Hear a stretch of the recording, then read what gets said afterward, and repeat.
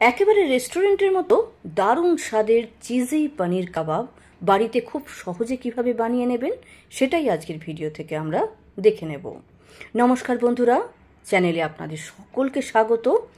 খুব সহজ এবং খুব সামান্য কিছু উপকরণ দিয়ে অসাধারণ স্বাদের চিজি পনির কাবাব বাড়িতে কিভাবে বানাবেন চলুন সেটা ঝটপট দেখে নেওয়া যাক। তবে তার আগে অনুরোধ, যদি ভিডিওটি ভালো লাগে তাহলে লাইক, শেয়ার, সাবস্ক্রাইব করতে ভুলবেন না।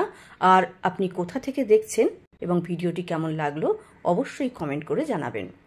তো চিজি পনির কাবাব বানানোর জন্য আমরা প্রথমেই পনির নিয়ে নেব।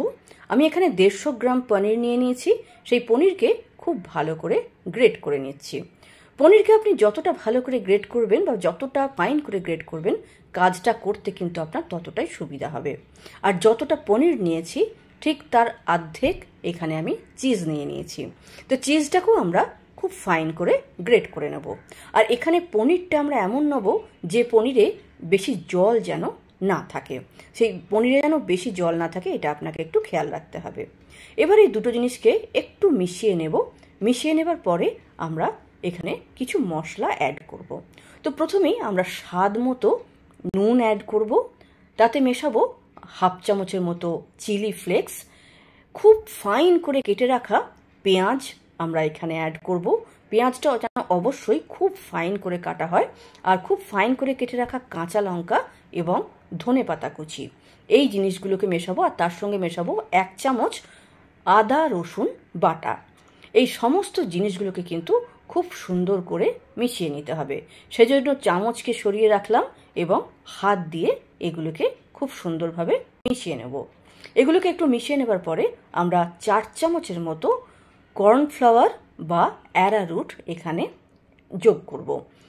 আপনার কাছে যেটা আছে সেটাই আপনি দিতে পারেন, কর্নফ্লাওয়ার বা অ্যারারুট। দুটো জিনিস যদিও একেবারে আলাদা কিন্তু কাজ করে একেবারে একই রকম। আমি এখানে কর্নফ্লাওয়ার মেশালাম, আপনার কাছে কর্নফ্লাওয়ার না থাকলে আপনি অ্যারারুট মিশিয়ে নিতে পারেন। মিক্সচার তৈরি করা কমপ্লিট হয়ে গেছে। এটাকে সাইডে রাখবো এবং একটা অন্য পাত্র নেব। এই পাত্রটাতে আমরা একটা খুব পাতলা করে ঘোল তৈরি করব।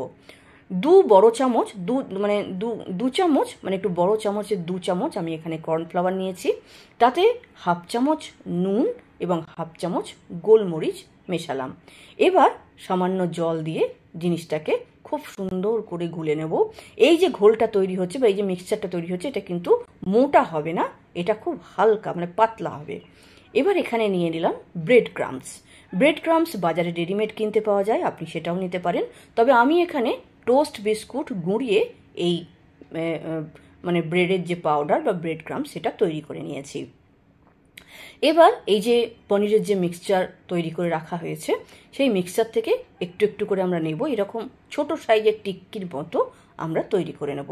যদিও সাইজটা সম্পূর্ণ আপনার ব্যাপার, আপনি এরকম গোলভাবে করতে পারেন বা লম্বা আকারে করতে পারেন বা ওভাল আকারেরও আপনি কাবাব তৈরি করতে পারেন। তারপর আমরা এই যে কর্নফ্লাওয়ারের যে ঘোলটা তৈরি করেছি সেটাতে ডুবিয়ে আমরা ব্রেড ক্রাম্বসে কোট করে নেব। আমরা কিন্তু এখানে অবশ্যই ডবল কোট করব, এটা খেয়াল করবেন যে আমি এখানে ডবল কোট করছি।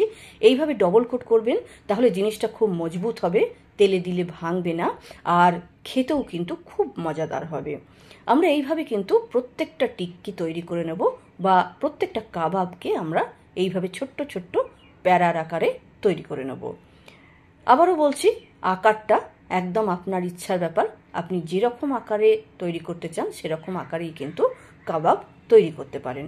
তো এইভাবেই কিন্তু আমরা একের পর এক প্রথমে সমস্ত কাবাবগুলোকে তৈরি করে নেব, তারপরে ফ্রাই করব। তো আমার এখানে সমস্ত কাবাবগুলো আমি এখানে প্রথমে তৈরি করে নিচ্ছি। তৈরি করে নেওয়ার পরে আমি তেল গরম করব এবং কাবাবগুলোকে ফ্রাই করতে শুরু করব। প্রত্যেকটা কাবাব আমার তৈরি করা হয়ে গেছে। তেলকে হাই ফ্লেমে রেখে খুব গরম করে নেব, তারপরে কিন্তু ফ্লেমকে মিডিয়াম করব এবং মিডিয়াম ফ্লেমে আমরা এই কাবাবকে তেলে ছাড়ব। আমি আবার কথাটা রিপিট করছি যে তেলকে প্রথমে হাই ফ্লেমে রেখে গরম করে নেবেন। আপনি যদি ঠান্ডা তেলে এই কাবাবকে ছাড়েন তাহলেও কাবাবের এই ব্রেডের যে টুকরোগুলো মানে পাউডারগুলো সেগুলো খুলে যেতে পারে। আবার যদি খুব হাই ফ্লেমে রেখে আপনি কাবাবকে ফ্রাই করতে যান তাহলেও কিন্তু কাবাবের এই ওপরের যে কোটগুলো সেগুলো ছেড়ে যেতে পারে। সেজন্য তেলকে খুব গরম করে নেবেন, তারপরে মিডিয়াম আঁচে রেখে এগুলোকে ফ্রাই করবেন। লাল লাল হয়ে গেলে আপনি তেল থেকে বার করে নেবেন। আমার সমস্ত কাবাব ছেঁকে তোলা হয়ে গেছে। এবার সার্ভ করার পালা এবং টেস্ট করার পালা। দেখুন, এইভাবে খুব সহজ এবং খুব সামান্য উপকরণ দিয়ে কিন্তু একেবারে বাজারের মতো অসাধারণ স্বাদের কাবাব বাড়িতেই তৈরি করে নেওয়া যায়। তো বন্ধুরা, ভিডিওটি কেমন লাগলো অবশ্যই কমেন্ট করে জানাবেন। আর যদি ভালো লাগে লাইক, শেয়ার, কমেন্ট করতে যেন ভুলবেন না। আজ এতটাই। নমস্কার।